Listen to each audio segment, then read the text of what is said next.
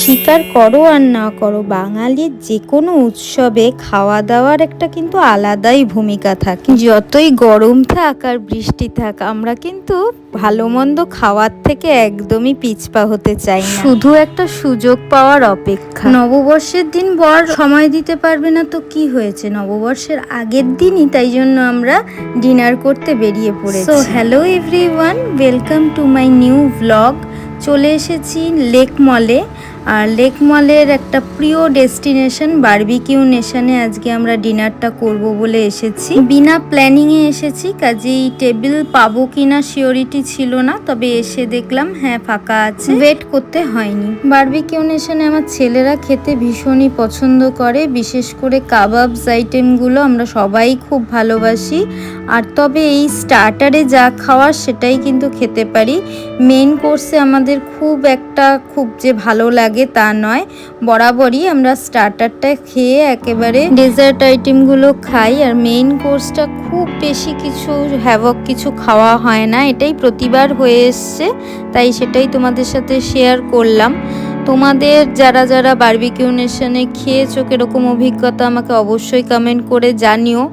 আমার কিন্তু মেইন কোর্সটা খুব একটা ভালো লাগে না। এবার আমার ছোট ছেলে খুব বেশি কাবাব তো খেতে পারে না, তাই জন্য ওকে মেইন কোর্সের থেকে অল্প একটু বিরিয়ানি দিয়েছিলাম, যদিও সেটাও খুব একটা খেতে পারেনি। আর এখানে বিভিন্ন টাইপের স্যালাড ছিল, সেও দেখলাম খুব একটা ভালো কিছু নেই।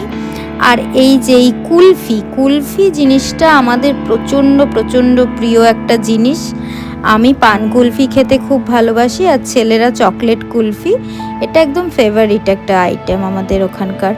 তো এটা তো খেয়েছি, আর এখন যেহেতু গরম, সত্যি কথা বলতে কি মনে হচ্ছিল যেন এইটাই 2-3টে খেয়ে নিই, কিন্তু যেহেতু একদম আমাদের পেট ফুল হয়ে গেছিলো তাই একটাই খেয়েছি।